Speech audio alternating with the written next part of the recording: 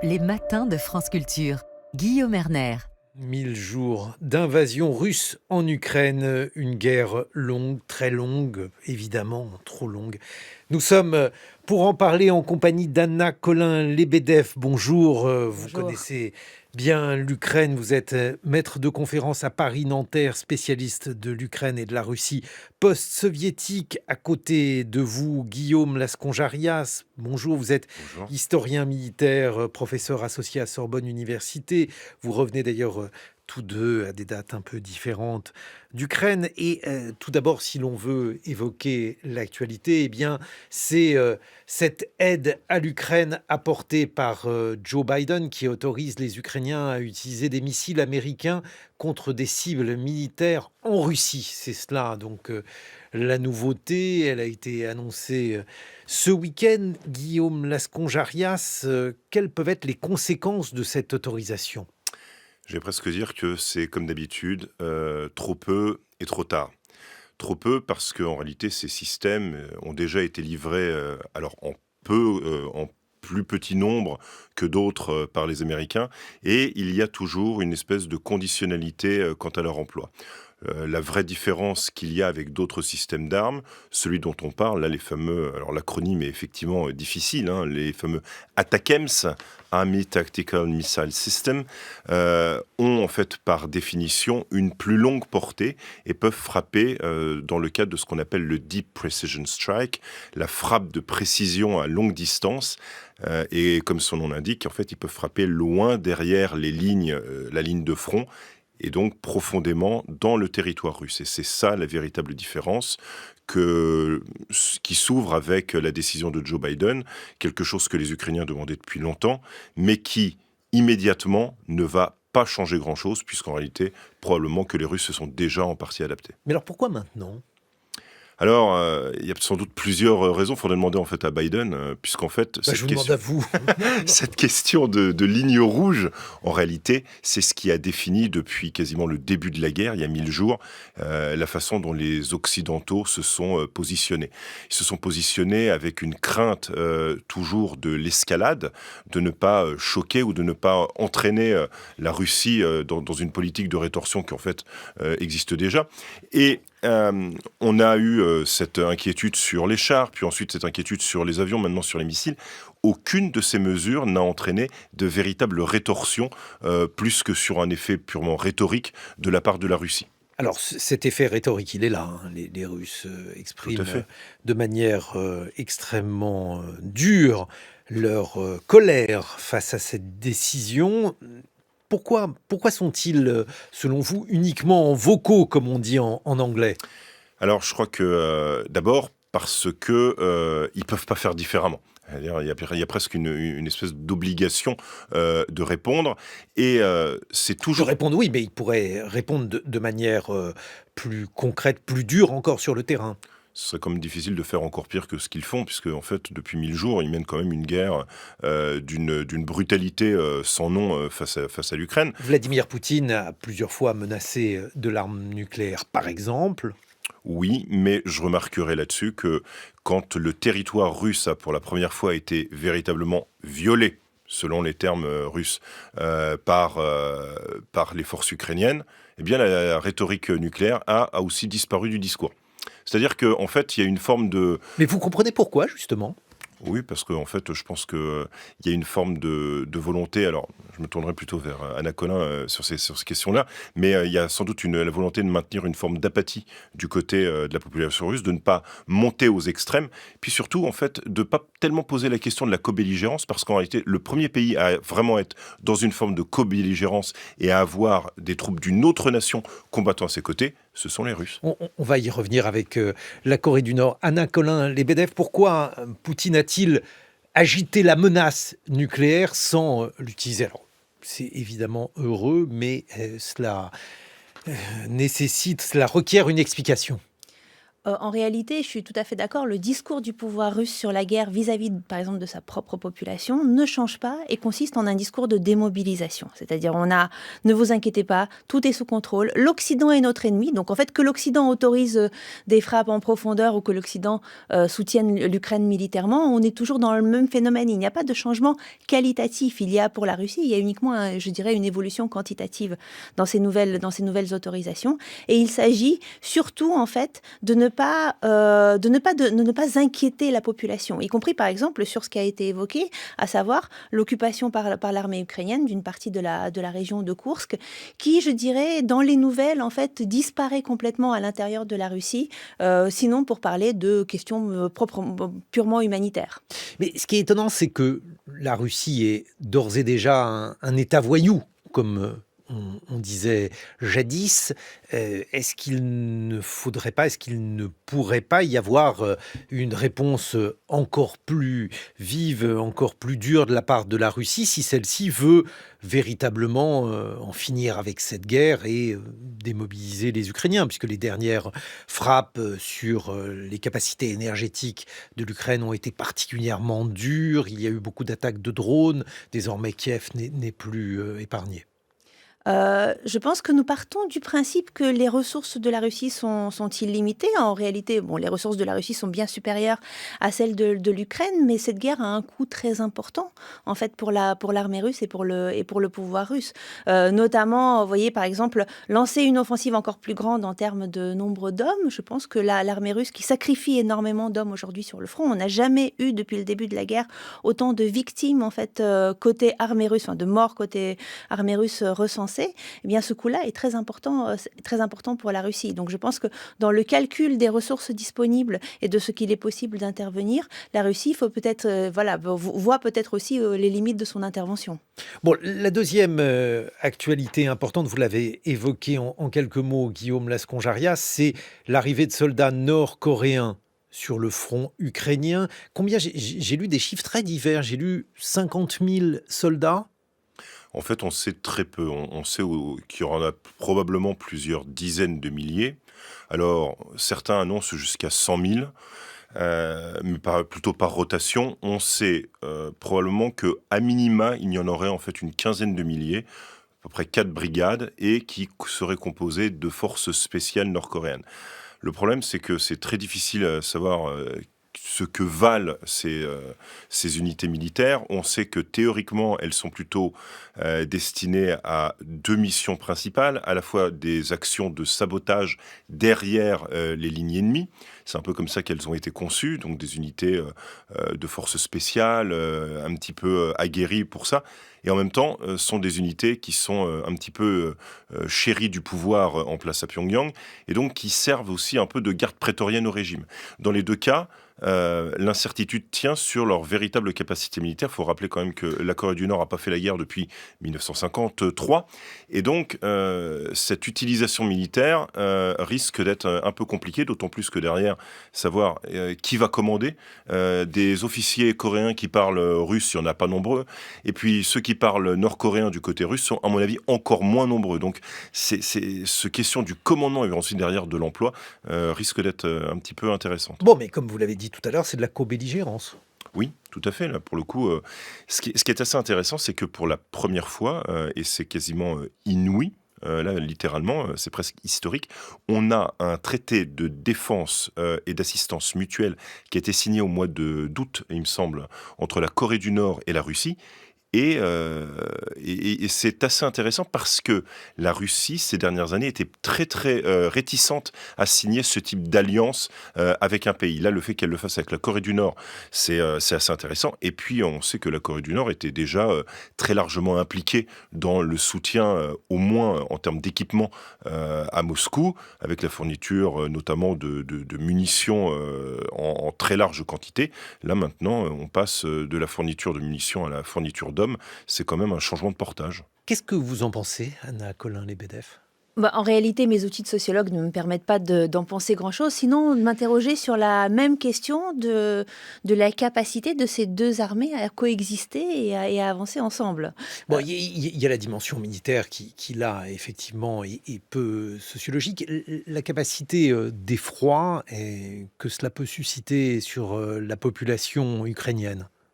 En réalité, la population ukrainienne réagit très peu à cette annonce de présence de Nord-Coréens sur le front, sinon pour insister sur l'internationalisation encore plus grande de la guerre et sur l'entrée, voilà, l'usage de ces troupes d'un second pays. Mais je dirais, pour l'instant, en fait, on a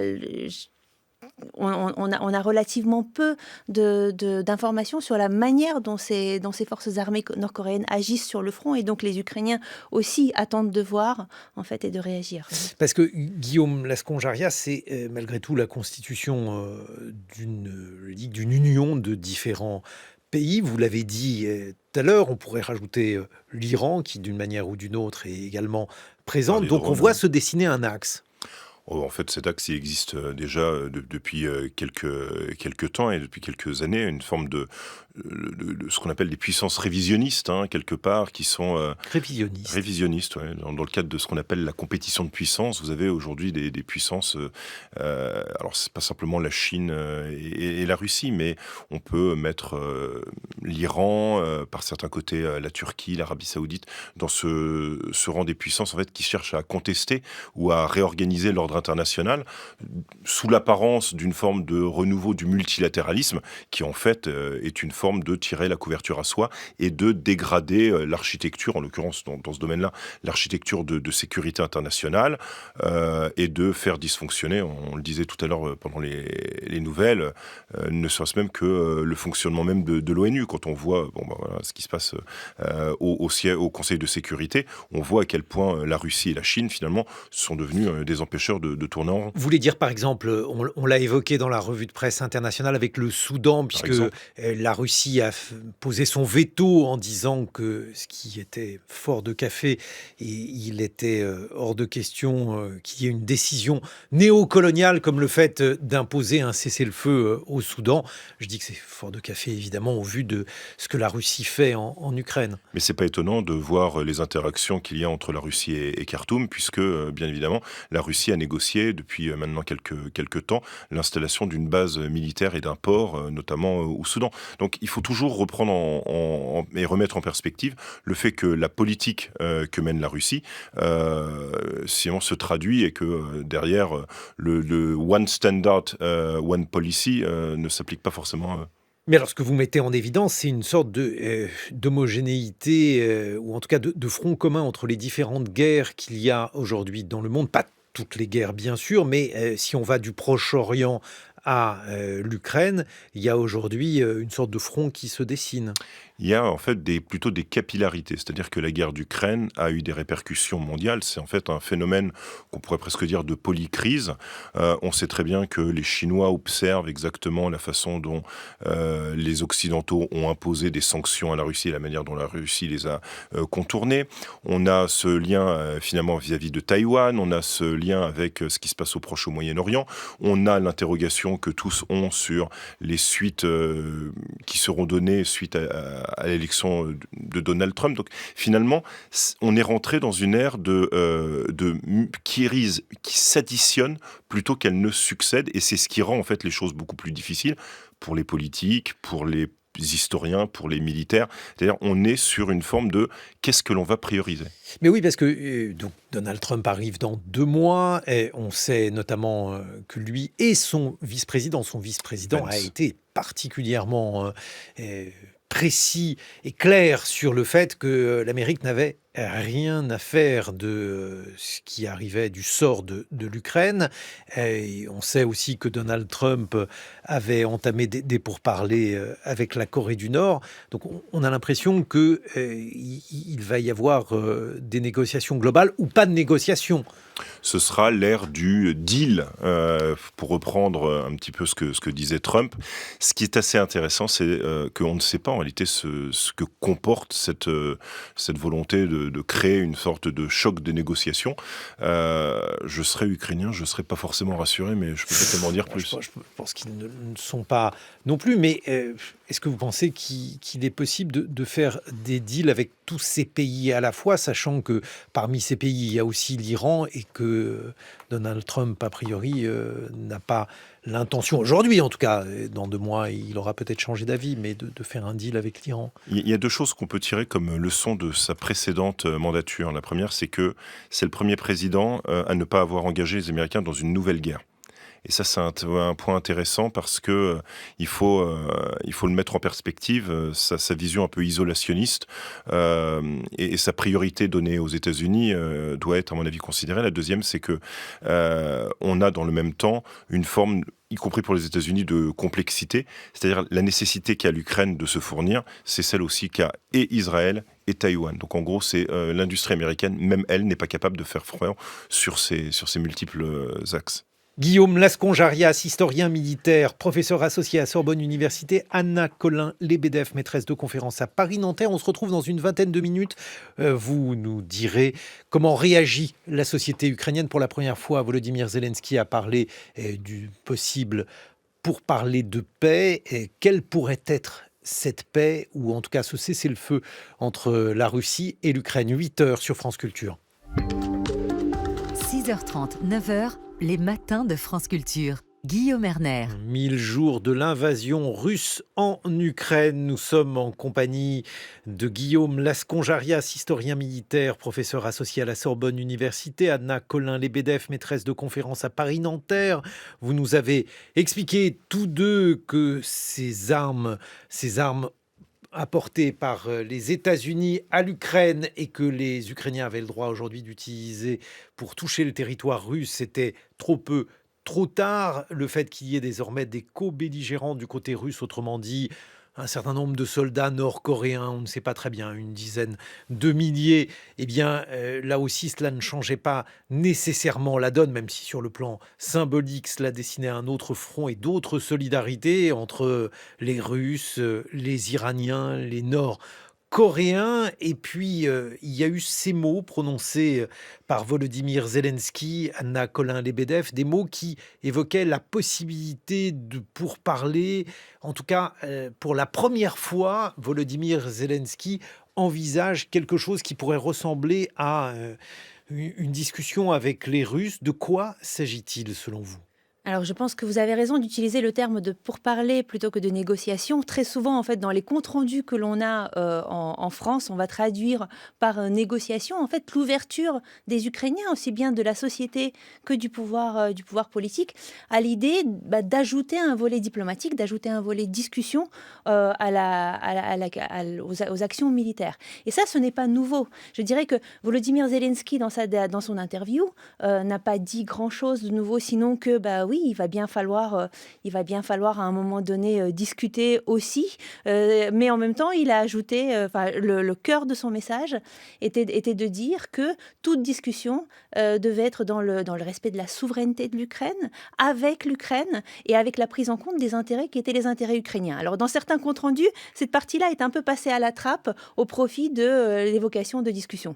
Qu'est-ce que ça veut dire concrètement ? Qu'est-ce que l'Ukraine est prête à accepter selon vous ? Qu'est-ce que les Ukrainiens ? Parce qu'en fait, c'est ça la question. L'Ukraine, c'est une démocratie et donc, Volodymyr Zelensky ne peut pas faire sans l'opinion publique. Alors, Volodymyr Zelensky, effectivement, ne peut pas faire sans la société, notamment parce que la société joue un rôle absolument central dans la défense du pays. Il faut bien se dire que les forces armées ukrainiennes telles qu'elles existent maintenant, telles qu'elles sont organisées, encadrées, soutenues, approvisionnées et avec les hommes ukrainiens qui participent, les forces par le bas comptent énormément dans la défense du pays. Donc, en fait, Volodymyr Zelensky doit emporter avec lui aussi l'adhésion de sa société. Alors, quand on voit la manière dont la société envisage la suite de la guerre, il y a une préoccupation fondamentale qui est une préoccupation double de sécurité. La première idée dans cette sécurité, c'est que la Russie n'est pas en train d'abandonner ses volontés d'occuper autant de territoire ukrainien qu'elle le peut, mais surtout d'annihiler en fait la souveraineté de l'Ukraine, d'en faire un objet, d'en faire une marionnette que le Kremlin pourrait manipuler. Donc ça, c'est absolument inacceptable et toute discussion devrait, pour être acceptable pour les Ukrainiens, contenir suffisamment de garanties pour être sûr que l'Ukraine ne puisse pas atteindre, la Russie ne puisse pas atteindre à la souveraineté de l'État ukrainien.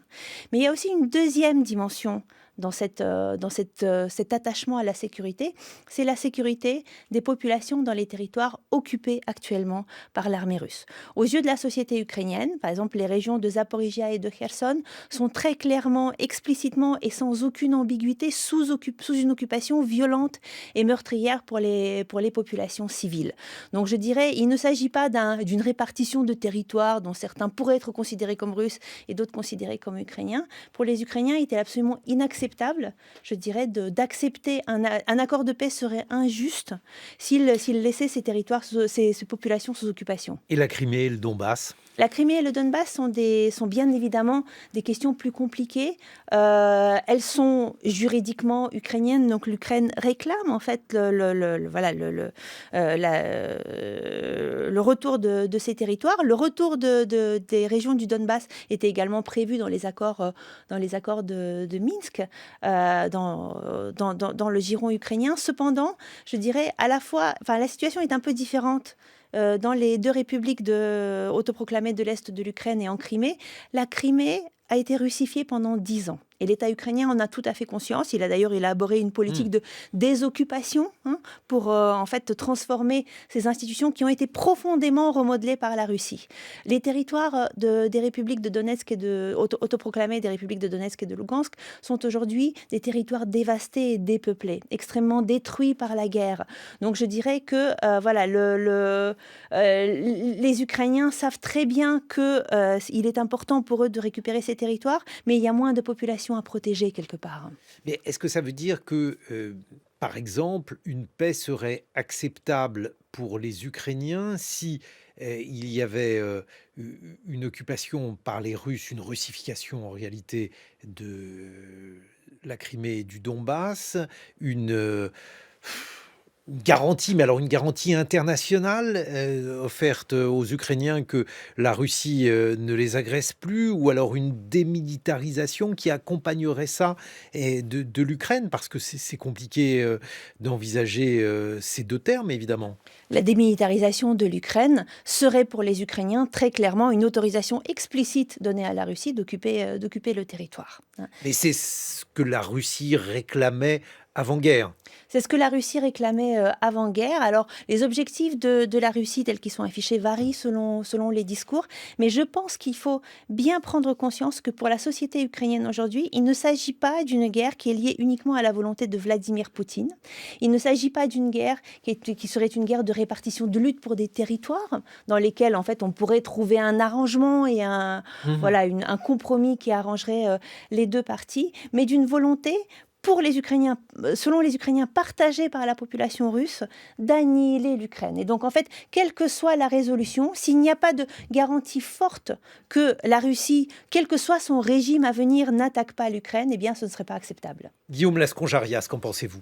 Effectivement, la question des garanties de sécurité, c'est quelque chose qui est au cœur, en réalité, de ces futures négociations pour parler diplomatie. De toute façon, à un moment ou à un autre, c'est-à-dire tout le monde en est bien conscient, il faudra s'asseoir autour d'une table parce que il y a finalement que trois façons de terminer une guerre. Soit un des deux protagonistes jette l'éponge et on n'y est pas, soit il y a une forme d'acceptation qu'il faut rentrer dans une phase d'armistice, mais une phase d'armistice serait là encore au détriment probablement de l'Ukraine, puisque la Russie aurait des capacités de reconstituer ses forces armées plus rapidement sans doute que l'Ukraine, qui serait dans ces cas-là probablement largement abandonné par des soutiens internationaux qui déjà un petit peu vacillent, ou alors, dernière option, vous avez une forme d'UNUisation avec des troupes qui se mettent au milieu et qui comptent les échanges. Ça marche pas forcément bien, et puis surtout avec quelle collaboration ou coopération internationale. Je regardais le bilan. Alors, les chiffres, là aussi, sont compliqués. Est-ce que l'on pourrait dire, par exemple, que cette guerre a fait 40 à 50 000 morts de chaque côté. Donc, vous dites non. On est bien au-delà de ça. En fait, les estimations qui sont faites aujourd'hui par des initiatives indépendantes, voilà, côté russe et Ça veut dire que côté les bilans international. officiels sont faux de Truqués. chaque côté? Les bilans officiels ne nous disent pas grand-chose des deux côtés. Aujourd'hui, de morts officiellement recensées, c'est-à-dire des personnes qui ont été enterrées en Russie, on est déjà à près de 80 000 morts, ce qui est très sous-estimé. Donc aujourd'hui, les estimations qui sont données nous parlent davantage de 150 à 200 000 Russes qui auraient perdu la vie au combat. On estime aujourd'hui on arrive à comptabiliser à peu près 60 000 Ukrainiens dont la mort est confirmée. Et là aussi, eh bien, il y a beaucoup de disparus, il y a beaucoup de corps qui n'ont pas été retrouvés sur la zone de front. Et pour les blessés, là aussi, alors les chiffres sont considérables du côté ukrainien. J'ai vu, mais là aussi, je vous le soumets, le chiffre de 500 000 blessés. Alors ça, voilà, sur les blessés, moi j'ai moins suivi, je ne sais pas si Guillaume a des éléments en plus. C'est assez intéressant parce que généralement, alors bon, c'est des statistiques un petit peu comme ça sorties du chapeau. On estime généralement qu'il y a à peu près 3 blessés pour un mort. Mais ensuite, les blessés, il y a plusieurs catégories de blessés. Vous avez des blessés qui vont être capables d'être soignés et qui vont revenir au front. Vous avez ceux qui vont occuper des postes plutôt à l'arrière. Puis vous avez ce qu'on appelle les pertes irrémédiables, c'est-à-dire que au temps de la guerre d'Afghanistan et d'Irak, on avait des polyamputés. Pour cela, ce sont des pertes définitives. Et puis, il y a ceux dont on ne parle pas. Il y a les disparus, il y a les prisonniers. C'est-à-dire que l'ensemble même pèse extrêmement lourd sur les deux sociétés, avec des niveaux d'information qui sont... parce que, finalement, il faut bien garder à l'esprit que garder... peu connu le chiffre des tués et des disparus, c'est d'abord une question de survie stratégique. Donc c'est un bilan terrible, Guillaume Lasconjarias. Les opposants à cette guerre, les pacifistes, alors je mets ça entre guillemets parce que les pacifistes, vous faites la grimace, les pacifistes, c'est par exemple Donald Trump, donc on peut évidemment considérer qu'il a, voilà, vous les appelez les attaquants, donc c'est pour ça que j'ai mis ça entre guillemets, puis je vais vous laisser les qualifier, disent voilà, tout ça pour ça, on va aboutir à des pourparlers, alors que nous appelons depuis le début à des pourparlers. Qu'est-ce que vous leur répondez? D'abord que vous avez un agresseur et un agressé, simplement au regard du droit international. Sans faire une leçon, il faut bien voir que les garanties de sécurité qu'on avait promises à l'Ukraine en 1994, un de ceux qui avait signé, c'était la Russie. Donc celle qui a violé sa propre signature, c'est la Russie. Bon, mais quand bien même accepterait-on, par exemple, cette responsabilité des Russes, Anna Colin-Lebedev, est-ce que l'on peut considérer que cette guerre, comme toutes les guerres d'ailleurs, est absurde et qu'elle a été une saignée pour les Russes et pour les Ukrainiens? Alors, aux yeux des Ukrainiens, elle est loin d'être absurde et je dirais leur interprétation de la guerre n'a pas bougé. C'est-à-dire que oui, ils ont perdu énormément d'hommes et de femmes dans cette guerre. Le bilan est effectivement terrible, mais pendant les 1000 jours, ils ont tenu. Et eux, ils voient en fait le fait d'avoir tenu et non pas le fait de ne pas avoir avancé ou d'avoir... Voilà, c'est-à-dire que l'idée, c'est que si l'Ukraine n'avait pas résisté comme elle l'a fait, eh bien, ce serait encore plus terrible. Le bilan serait encore plus terrible. Donc aujourd'hui, en fait, les Ukrainiens sont convaincus de la justesse de cette guerre et n'accepteraient qu'une paix qui soit aussi juste à leurs yeux. On a également entendu sur nos antennes un reportage absolument poignant avec de jeunes Ukrainiens qui ne voulaient pas faire la guerre et qui se débattaient pour ne pas être pris par les soldats qui venaient les chercher, ce qui signifie que, bon, en Ukraine, tout le monde n'est pas en faveur de la guerre. Vous qui êtes allé là-bas, vous connaissez bien la société ukrainienne. Qu'est-ce que ça vous inspire ? Alors j'ai travaillé un peu sur cette question de mobilisation. En réalité, vous voyez, derrière ces images de rafles et ces reportages que l'on voit, il y a d'abord une réalité organisationnelle. C'est-à-dire que jusqu'à maintenant, l'armée ukrainienne ne disposait pas d'un registre complet et à jour de personnes qui sont mobilisables. Donc en fait, lorsque les bureaux locaux, les bureaux de recrutement locaux reçoivent une consigne en termes de nombre d'hommes mobilisés, ils n'ont pas moyen d'aller les chercher autrement que d'aller les chercher dans la rue. Donc aujourd'hui, l'État ukrainien est en train de remédier à ça, une base base de données électroniques commence à être mise à jour, parce que aussi ces pratiques de rafle forcée sont inacceptables pour la société ukrainienne.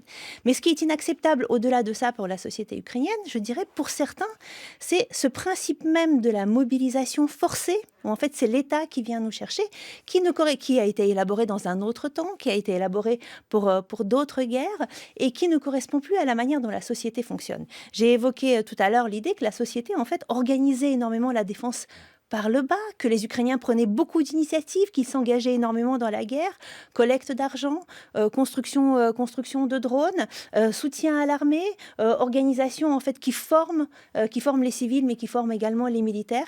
Les Ukrainiens ont besoin aujourd'hui en fait de se sentir bien employés dans leurs forces armées, et de ne pas être embarqués et envoyés sur le front comme de la chair à canon. C'est aussi ce qui marque leur différence en fait avec l'armée russe. Et donc l'armée ukrainienne est aujourd'hui en tension entre le besoin d'avoir plus d'hommes sur le front et la demande de la société d'une armée plus intelligente, d'une armée qui respecte mieux les droits et libertés des citoyens et qui respecte mieux les individus. Nos armées occidentales ne sont pas, je dirais, complètement extérieures aussi à ces questionnements-là, sur qu'est-ce que ça veut dire, quel est le sens de l'engagement militaire, mais en Ukraine, il est particulièrement saillant. Guillaume Lasconjarias. Je confirme. En fait, vous avez deux tensions ici. C'est-à-dire que c'est la manière dont une démocratie fait la guerre ou la manière dont une autocratie, au contraire, la conduit. Et donc, au-delà de ça, il y a des questions sur le commandement, il y a des questions sur la manière dont on rapporte aux politiques. Et puis, de manière plus large, pour revenir un petit peu en arrière sur cette question de l'acceptabilité du conflit, il faut aussi regarder sur l'ensemble de ce front oriental, quelque chose qui va presque des frontières de la Finlande jusqu'à la Roumanie, sur l'inquiétude qu'il y a de la part des autres pays. C'est-à-dire que si l'Ukraine tombe, le risque, c'est d'un effet domino. C'est-à-dire, qu'est-ce qui se passera ? Est-ce qu'on peut laisser l'Ukraine tomber ? Qu'est-ce qui se passera si demain c'est la Pologne, si demain sont les pays baltes, avec cette interrogation en surplomb de la garantie de sécurité offerte par l'article 5 du traité de Washington de l'OTAN. C'est-à-dire que c'est ça. On voit ce que c'est que l'Ukraine n'étant pas protégée par cet article 5. Qu'est-ce qui se passera si les États-Unis se retirent ? Les autres opinions publiques, Anna Colin-Lebedev, l'opinion publique polonaise par exemple, on a évoqué hier la Suède, qui elle aussi prépare sa population, non pas à la guerre, mais à des mesures permettant de mieux traverser un conflit. Est-ce que cette opinion publique, par exemple, elle considère que la guerre avec la Russie est plausible ? Je pense que ça nous pose des questions plus fondamentales. En réalité, vous voyez, vous avez parlé de pacifisme. Je pense que dans nos sociétés, il y a une idée partagée que la paix est préférable à la guerre et que la guerre, je dirais, ne peut avoir qu'une dimension négative. Je pense aussi qu'on a même du mal parfois à observer l'Ukraine en train de résister, et en tout cas en train de résister activement. C'est-à-dire que tant que l'Ukraine était vraiment considérée comme une victime qui se défendait, le soutien était absolument massif. Aujourd'hui, on voit que l'Ukraine, en se défendant, attaque également, conduit la guerre, se prépare pour la guerre, s'arme pour la guerre et demande de l'armement. Et c'est très inconfortable, je pense, y compris moralement pour nos sociétés, d'accompagner cette nécessité de conduire la guerre, que nous avons du mal à penser. Ce n'est pas la première fois que nous avons du mal à la penser. Je relisais récemment les travaux de Stéphane Audouin-Rousseau sur la Première Guerre mondiale, qui évoquait cette difficulté, quelques générations plus tard, de penser même ce que pouvait être l'engagement des combattants dans la guerre de manière positive. Aujourd'hui, soutenir l'Ukraine, penser notre soutien à l'Ukraine, par exemple, les nouveaux leaders américains élus n'arrivent pas à franchir le cap, mais je pense que dans nos sociétés aussi, nous avons du mal à penser la suite, y compris en raison de ce frein moral. Mais c'est justement à ça que je pensais lorsque j'évoquais une guerre pour rien. On songe évidemment à la guerre de 14-18, au pacifisme qu'elle a suscité. Une partie de ces pacifistes ont versé dans la collaboration, voire dans le fascisme. Donc il y a toutes les ambiguïtés du terme. Mais justement, il y a une partie, donc effectivement, des observateurs qui considèrent que les Ukrainiens ne sont probablement pas sanguinaires, mais qu'il y a de l'acharnement et que cet acharnement est condamnable. Par rapport à cela, qu'est-ce que vous en pensez, Anna Colin-Lebedev ? Vous voyez, moi j'ai en regard ce que j'observe lorsque je vais en Ukraine et ce que je vois de la société ukrainienne, où tout le monde monde est attaché à la paix, où tout le monde est très nostalgique de l'époque où la paix était en place, mais en même temps, il y a une conviction d'un aveuglement sur les contours de cette paix et sur sa permanence. Bon, surtout que la paix, elle n'a pas été brisée il y a 1000 jours pour eux. Absolument. La guerre a commencé il y a 10 ans et en 10 ans précisément, les Ukrainiens ont acquis cette conviction qu'ils ont aujourd'hui qu'il y a une puissance belliqueuse à leurs frontières et que donc face à une puissance belliqueuse à leurs frontières, la guerre est quelque part inévitable. La guerre est inévitable et alors ce qui est très intéressant aujourd'hui en Ukraine pour nous en tant que chercheurs, c'est d'observer comment c'est un pays qui pense la guerre, qui conduit la guerre, mais qui pense aussi à conduire la guerre en respectant ses valeurs, en continuant à avancer socialement, choses qui nous sont totalement étrangères, par exemple dans nos sociétés où la guerre est perçue comme un chaos qui détruit le tissu social. Je pense que l'Ukraine nous apprend aussi à repenser la guerre dans sa réalité et dans la transformation qu'elle implique dans les sociétés. C'est déjà le cas en Ukraine, c'est en train d'advenir dans les pays voisins et notamment dans les pays voisins à la Russie. On repense notre rapport, hélas, à la guerre. Guillaume Lasconjarias, dans ce contexte-là, l'OTAN avec le risque Donald Trump, puisque là aussi il faut parler de l'un et de l'autre, est-ce que l'OTAN sert encore de puissance dissuasive pour la Russie? Est-ce que l'arrivée de Donald Trump ne peut pas changer complètement les choses? Alors, je vais presque dire, on va voir à l'usage.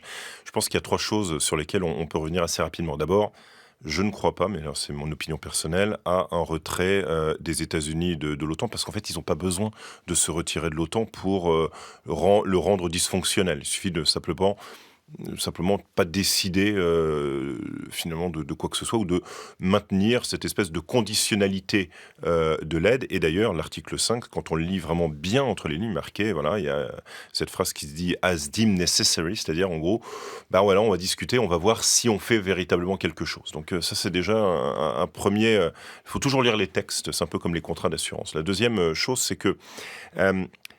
on observe quand même au sein des pays de l'OTAN l'idée qu'il faut maintenir, et ça d'ailleurs ça a été mis en place après le dernier sommet qui a eu lieu l'été dernier à Washington. C'était assez intéressant de voir que justement, l'OTAN se saisissait à nouveau de cet objet-là et avait réinternalisé le soutien et l'appui militaire à l'Ukraine, ce qui était nécessaire. Et puis une troisième chose, c'est que à l'intérieur de l'OTAN et à l'intérieur des pays membres européens de l'OTAN, il y a l'idée de l'européaniser, c'est-à-dire d'investir encore plus et encore mieux, et d'aller vers des politiques de résilience. Et je pense que c'est ça que l'on tire comme leçon principale, la résilience de nos sociétés, la capacité à remettre en place une forme de dissuasion, qui ne soit pas simplement avec des équipements ou une organisation militaire, mais bien aussi avec une pensée que la guerre est à nos portes et que on ne pourra pas faire semblant, on ne peut pas se condamner à être, je reprends le terme, des herbivores.